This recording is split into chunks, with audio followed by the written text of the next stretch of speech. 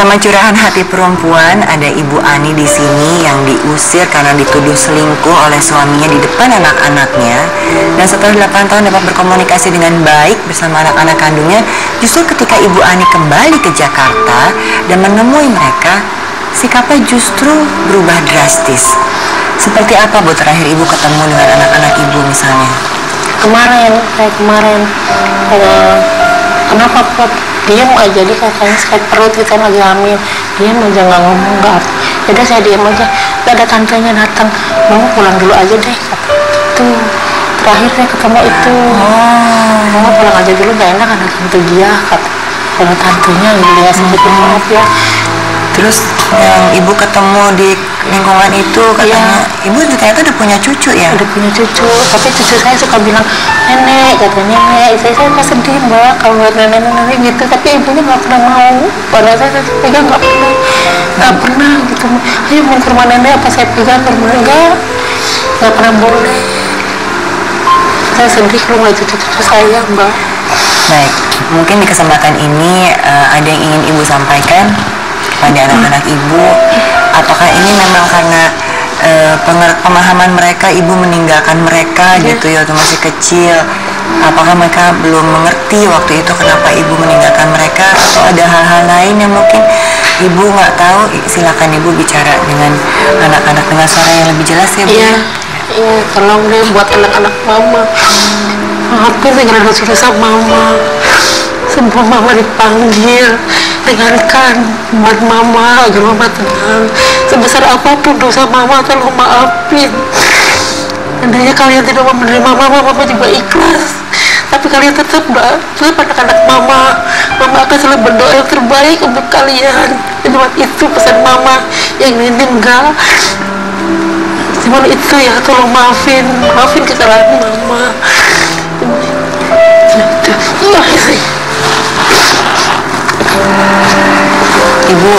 Ibu tadi menyampaikan minta maaf atas kesalahan Ibu. Iya, sebesar apapun. Kesalahan seperti apa sih Bu yang Ibu pikir Ibu? Saya meninggalkan anak-anak saya dan mendidik mereka dengan baik.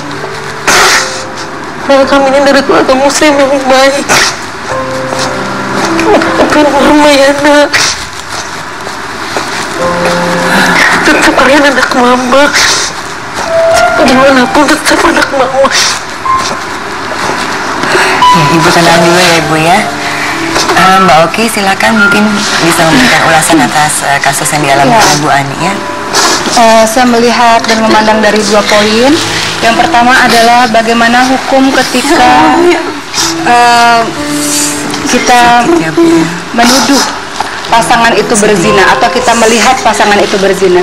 Di surat An-Nur ayat 6-7, nanti ibu-ibu di rumah bisa buka Qur'annya. Di situ kalau misalnya kita melihat langsung ketika pasangan sedang berselingkuh atau berzina, ketika persaksian kita harus mengucapkan wallahi 4 kali dengan menyebut nama Allah. Kelima, laknat Allah menimpaku kalau aku berbohong. Artinya itu bukan main-main, apalagi ini kalau menuduh tanpa bukti, itu khawatir berbahaya. Nanti kalau sudah seperti itu berarti akan diharamkan pernikahan selama-lamanya. Kalau sudah bilang wallahi, laknat Allah menimpaku kalau aku berbohong, atau menimpanya kalau dia yang berbohong. Itu hukum ketika kita mengatakan pasangan kita berzina kalau kita lihat dengan mata kepala kita sendiri. Tapi ini kan belum ada buktinya, baru dituduh begitu saja, belum melihat secara langsung. Sehingga kita masuk poin kedua, bagaimana caranya untuk menghadapi fitnah kalau itu memang fitnah, sesuatu yang tidak benar. Ketika kita mendapatkan fitnah, kalau kita diam saja, apalagi kalau kita pergi begitu saja tanpa menyelesaikan masalah itu, orang akan berpikiran buruk terhadap kita dan menganggap fitnah itu benar, sehingga fitnah itu harus diluruskan.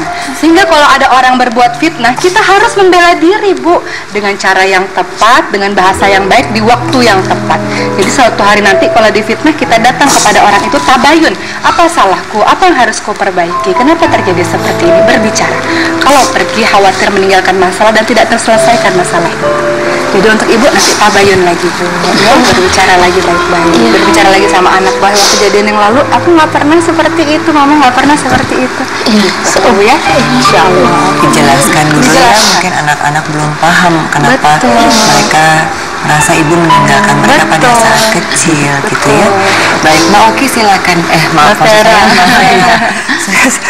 Terhanyut oleh terhanyut dengan kesedihan ini ya. Ini adalah pelajaran buat kita sama-sama sebetulnya, Mbak Maudi, Mbak Oki, dan Ibu Ani.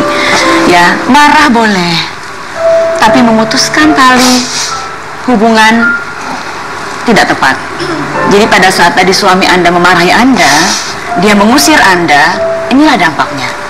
Ya, pada saat tadi Anda pergi, sebetulnya yang terjadi adalah anak-anak kemudian paling merasakan dampaknya. Karena begini Bu, anak-anak pada saat itu kan usia 28 tahun sampai 10 tahun yang paling kecil. Anda pergi 1-2 hari saja itu sudah tanda tanya besar buat anak-anak. Anda pergi 2-3 bulan itulah batasnya mereka. Ketika Anda pergi sekian tahun, meskipun Anda mampu menghubungi mereka kembali, ya tetap lingkungan di sana paling besar pengaruhnya buat anak-anak. Sehingga pada saat Anda datang kembali untuk masuk ke dalam lingkungan keluarga Anda, bagi anak-anak Anda adalah figur yang sudah dianggap pergi. Bagi keluarga besar Anda dianggap hilang. Sehingga kemarahan-kemarahan yang tadinya mereka tutup-tutupin selama Anda pergi, seolah-olah muncul kembali keluar. Itulah yang perlu Anda menangkan kembali Bu. Datangi anak-anak Anda sudah mengusahakan sebetulnya. Kita semua sudah mendengar tadi, semua rekan-rekan sahabat perempuan di studio, di rumah sudah mendengarkan usaha Anda. Tapi ada satu hal, doanya. Bahwa di dalam sini tujuan Anda satu, untuk berhubungan kembali dengan darah daging Anda, dalam hubungan penuh cinta kasih. Selama niat tersebut itu yang paling utama, mudah-mudahan usaha Anda berhasil. Amin. Tadi Ibu sempat bilang apa? Ingin ketemu anak-anak. Pengen saya dipeluk anak saya. Pengen dipeluk sama anak sekali. Ya disapa lah, di apa gitu loh, pengen sekali. Dan ada satu hal lagi, yang satu nomor 2 ini Mbak, ya maaf, saya kan 2 bulan nggak ketemu. Saya bilang, Heldi kemana aja? Mama nggak ketemu, nemuin Mama. Udah deh Mama, nggak usah banyak kamu, udah kita udah nggak ada hubungan apa-apa. Itu yang nomor 2 Mbak bilang begitu ke saya. Baik, semoga nanti anak-anak Ibu dibukakan, mendengarkan apa yang disampaikan, ketahuan apa sih yang sebenarnya menutupi mereka dari Ibu selama ini ya. Semoga Ibu diberikan kekuatan dan bisa tetap berusaha memberikan pemahaman kepada mereka ya. Baik, yang berikut ini justru ketika dia sayang sama anak tirinya, tapi yang didapatkan justru dibenci oleh anak tirinya. Apa yang disebabkannya? Mari kita ikuti pengukurannya setelah yang satu ini dalam Curahan Hati Perempuan.